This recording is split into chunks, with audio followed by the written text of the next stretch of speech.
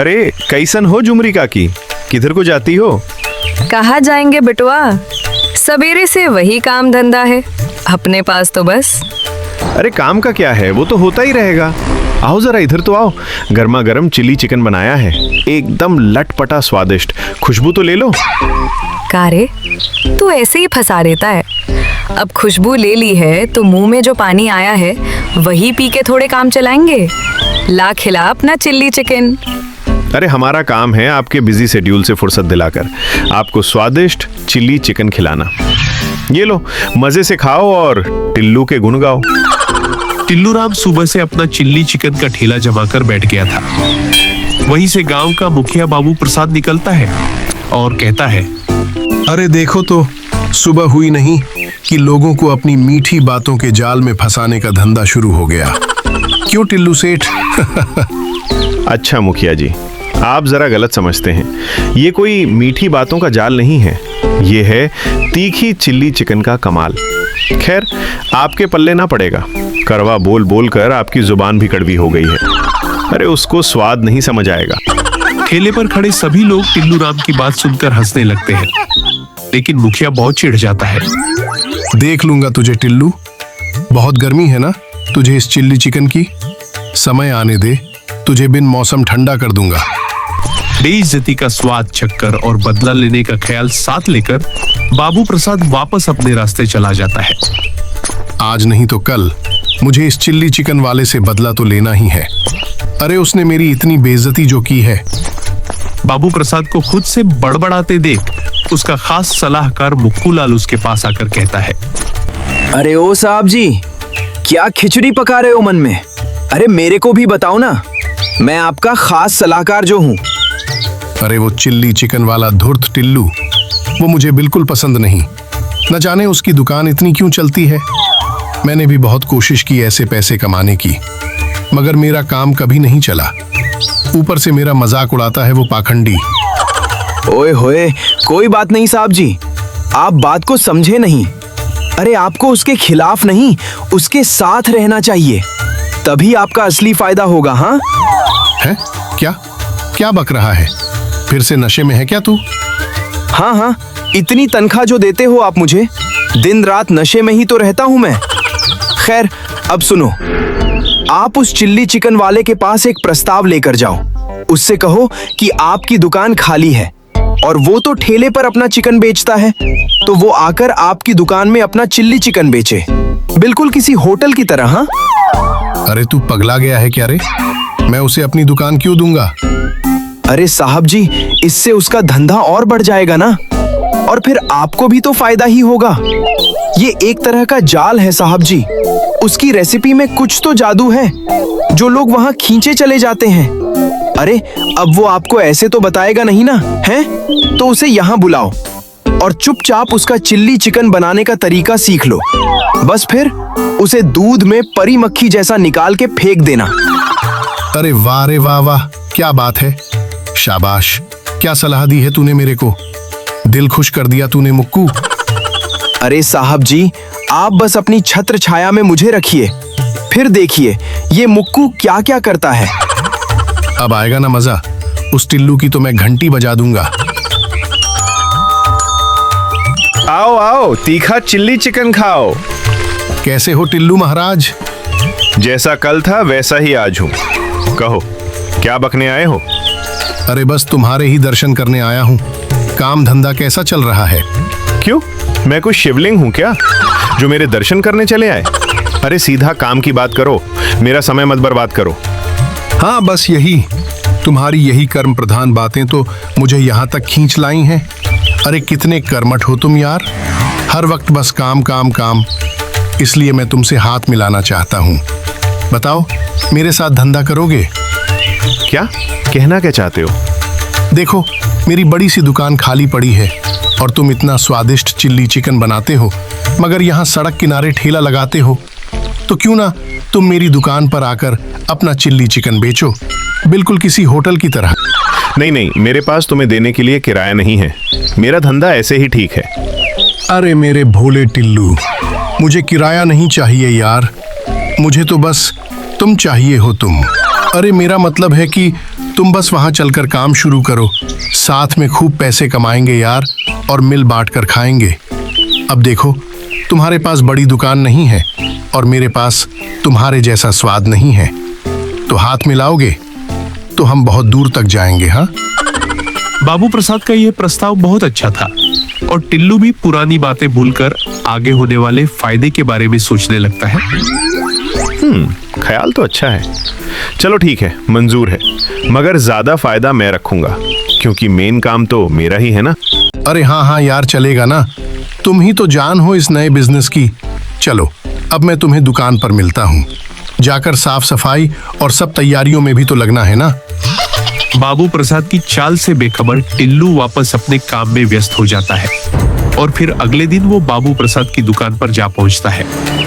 अरे, आ गए मेरे बिजनेस पार्टनर। आओ आओ, स्वागत है तुम्हारा। अपने पावन कदम यहाँ रखो और मेरी दुकान को धन्य कर दो। टिल्लू बाबू प्रसाद को धक्का मारकर आगे बढ़ जाता है और मुक्कुला लाकर बाबू से कहता है, अरे साहब जी, इतनी गंदी ओवर एक्टिंग क्यों करते हो? ज्यादा हो रहा है, कंट्रोल करो कंट्रोल। हाँ ठीक है। प्लान के हिसाब से काम शुरू हो जाता है। बाबू प्रसाद टिल्लू पर पूरी नजर रख रहा था और उसकी चिल्ली चिकन की रेसिपी बनाना सीखता जा रहा था। ले मुक्कू, खाकर बता तो कैसा बना है। अरे वाह वाह वाह, क्या बात है साहब जी। अरे आपने तो कमाल कर दिखाया। क्या बहुत अच्छी बनी है क्या? एकदम टिल्लू जैसी है क्या? हाँ, अरे टिल्लू जैसे? अरे टिल्लू की चिल्ली चिकन तो इसके सामने पानी भरेगी।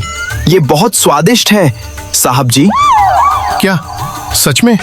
ला जरा मैं भी चख के देखूं। अरे हाँ, ये तो सच में बहुत अच्छी बनी है। अब आएगा ना मजा। अब तो मुझे कल सवेरा होने का इंतजार है।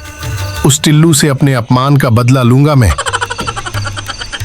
अगली सुबह टिल्लू रोज की तरह दुकान पर आया, लेकिन उसने देखा कि बाबू प्रसाद उसका सारा सामान दुकान से बाहर फेंकवा रहा था। अरे अरे, ओए बाबू प्रसाद के बच्चे, ये क्या कर रहा है? तेरा दिमाग फिर गया है क्या?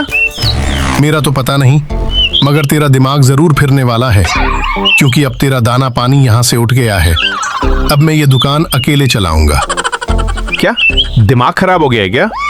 अरे मेरे हाथों में जादू है, जादू। वैसा चिल्ली चिकन तू नहीं बना पाएगा। मेरी अपनी एक खास रेसिपी है। हाँ जी हाँ, और वो रेसिपी मैंने सीख ली है। ये तू क्या बक रहा है? तू तो एक दिन भी मेरे आसपास नहीं आया। मैं अकेले ही चिल्ली चिकन बनाया करता था, तो तूने कब सीख ली? अरे मैं किसी को नहीं सिखाता हूँ, समझे? घन चक्कर, तेरे सर के ठीक ऊपर मैंने कैमरा फिट कराया था और उसी से मैं तुझ पर नजर रख रहा था बेटे। ये सुनकर टिल्लू को तो दिन में तारे नजर आ गए। इतना बड़ा धोखा, लालची। वाह, ज्यादा कमाई के लालच में तू आया और लालची मैं हुआ। अरे बेटे, जब तेरा धंधा बढ़िया चल रहा था तो लालच क्यों किया? अब तो तू गया काम से, क्योंकि अब तेरे ठेले पर कोई नहीं आएगा। सब यहाँ मेरे होटल में खाएंगे, बढ़िया एसी में बैठकर। चल अब निकल यहाँ से। टिल्लू को इस विश्वासघात पर बहुत गुस्सा आ रहा था। उसे अब बस किसी भी तरह बाबू प्रसाद से बदला लेना था। वो अपने एक पुराने दोस्त के पास गया, जिसका नाम था घुंघरू दूध वाला। अरे आओ आओ टिल्लू भाई आओ, कैसन बा? अरे कैसे आना हुआ हमरे गरीब खाने में? पूछो मत घुंघरू, बहुत गुस्से में हूँ। किसी की ऐसी की तैसी करनी है, इसलिए तुम्हारे पास आया हूँ। मैं जितने लोगों को जानता हूँ उसमें सबसे दुष्ट, चालाक और चालबाज हो तुम ही मेरा ये काम कर पाओगे। वाह वाह, क्या तारीफ की है मेरी। अरे ऐसे तो कोई दुश्मन भी ना करे हैं। अरे भावनाओं को समझो यार। सुनो, टिल्लू अपनी सारी आप बीती घुंघरू को कह सुनाता है। वाह, कितना शातिर आदमी था। अरे अब तुम उसकी तारीफ छोड़ो और उससे बदला लेने की सोचो। बदला तुम्हें मेरी मदद करनी होगी। मैं उसे ऐसे ही चैन से मेरी रेसिपी चुरा कर धंधा नहीं करने दूंगा। हाँ बिल्कुल, तो बताओ ना। अरे मैं कैसे मदद करूं तुम्हारी? उसे उठा लो और फिर? टिल्लू ने कुछ खिचड़ी पकाई और घुंघरू उसमें तड़का लगाने के लिए तैयार था। उन्होंने अगली रात होने का इंतजार किया, जब बाबू प्रसाद अपना होटल बंद करने वाला था। ओ साहब जी, मैं तो जा रहा हूँ सोने। अब आप अपना होटल बंद करके आ जाना। Good night. हाँ हाँ, तू जा, मैं थोड़ी देर से आऊंगा। बुक्कू के जाने के बाद अचानक से होटल में दो मुस्टंडे जैसे दिखने वाले लोग आ जाते हैं। अरे ओ सेठ, लाओ चिली चिकन खिलाओ। अरे देखते नहीं हो क्या समय हो गया है? अब होटल बंद हो गया है, अब कल आना। दूसरा गुंडा सामने टेबल पर छुरी निकाल कर रख देता है और गला साफ करते हुए कहता है, अच्छा कल आना, लेकिन अगर आज हमें चिल्ली चिकन नहीं मिला तो तू कल यहाँ नहीं होगा बनाने के लिए, समझा? छुरी देखकर बाबू प्रसाद बहुत डर जाता है। अरे मैं तो मजाक कर रहा था, अभी लाता हूँ आपके लिए स्पेशल सा चिल्ली चिकन, बस 10 मिनट रुकिए। बाबू प्रसाद डरते डरते चिल्ली चिकन बनाने लगता है, मगर पीछे से गुंडे आकर उसके मुंह पर कपड़ा डालते हैं और उसे घूंसे मारते हैं और फिर बाबू प्रसाद को बेहोश कर देते हैं। ये मैं कहाँ हूँ? मुझे बांध क्यों रखा है? कौन हो तुम लोग? स्वागत है मुखिया बाबू। कहिए, कैसा चल रहा है आपका ये नया बिजनेस जिसकी आपने धोखे से शुरुआत की है? अपनी सच्चाई सुनकर बाबू प्रसाद की हवा निकल गई। क्या टिल्लू ने मेरी सुपारी दी है? हाँ जी, सही जवाब। और आप हार गए 1 लाख रुपए। क्या मतलब है तुम्हारा? अरे मतलब अब यहाँ तुम हमारे साथ घर तो बसाओगे नहीं, वापस तो जाना ही होगा ना। तो बस ये वापस जाने के लिए एक छोटी सी कीमत है, शगुन का 1 लाख 1-2, और यहाँ से फूट लो। और हाँ, अपना वो बिजनेस जाते ही बंद कर देना, वरना हम फिर से मुलाकात कर लेंगे। नहीं, मैं इस गांव का मुखिया हूँ, बड़ा आदमी हूँ, तुम मेरे साथ ऐसे नहीं कर सकते हो, मैं सबको बता दूंगा। अरे हाँ, मैं भी कितना पागल हूँ ना, इतने बड़े आदमी से बस इतना कम पैसा मांगा। धत तेरे की। मुखिया जी, आप तो 2 लाख दीजिए अब। और रही बात लोगों को बताने की, तो क्या बताएंगे कि गांव के महान मुखिया को एक दूध वाले ने उठा लिया? हाँ, बड़ा नाम हो जाएगा आपका गांव में। बेइज्जती और अपनी धोखेबाजी को छुपाने के चक्कर में बाबू प्रसाद को घुंघरू की बात माननी पड़ी। ठीक है, मैं समझ गया, मैं तुम्हें पैसे देने को तैयार हूँ, लेकिन मुझे आजाद तो करो। जरूर जरूर बाबू साहब, चलिए। घुंघरू छुरी की नोक पर बाबू प्रसाद को घर लेकर जाता है और उससे पैसे लेकर चला जाता है। ले तेरा हिस्सा, अब तो तेरा बदला पूरा हो गया ना। हाँ, अब उसकी अकल ठिकाने आ गई होगी, दोबारा मुझसे नहीं उलझेगा। बड़ा आया था, अब जाके कलेजे को ठंडक मिली है। इधर टिल्लू अपनी जीत का जश्न मना रहा था और उधर बाबू प्रसाद अपमान की आग में जल रहा था। अरे ई का कहानी जहां से शुरू हुई थी वहीं आकर खत्म हुई। आपकी बेइज्जती तो हो ही गई, अब चलो छोड़ो, किसी को मालूम थोड़ी ना है, हम बताऊंगा भी नहीं। चुप, एकदम चुप। ये कहानी वहां खत्म होगी जहां मैं चाहूंगा, बस अब देखता जा। इधर आ, अपना कान ला। बाबू प्रसाद मुक्कू के कान में कुछ कहता है और दोनों ठहाका लगाकर हंसते हैं। अरे वाह साहब जी, इस चाल से तो टिल्लू राम चारों खाने चित हो जाएंगे। अगले दिन टिल्लू ने फिर से अपना ठेला लगा लिया। आज से हर प्लेट पर 50 रुपया ज्यादा लूंगा। ये निकम्मे गांव वाले मुझे तो इतना कम पैसा देते हैं, लेकिन वहां बाबू प्रसाद होटल क्या खोला, उधर तो इतना पैसा देने को तैयार थे। अब मैं भी ज्यादा पैसा लूंगा। वैसे भी होटल की कहानी तो अब खत्म ही है। टिल्लू ने जैसे ही पहली प्लेट लगाई, पीछे से किसी की आवाज आई। हेलो भाई, एक प्लेट कितने की दी? 350 रुपए की। अरे इतना ज्यादा क्यों? कल तक तो तुम कम में बेचते थे।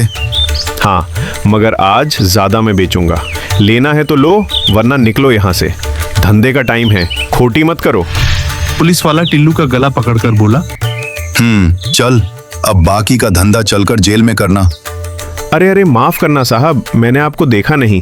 क्या हुआ, मैंने क्या किया? क्यों रे, गांव वाले मासूम लोगों को चिकन बताकर कुत्तों का मीट खिलाता है? हैं? अरे ये कैसी बात हुई?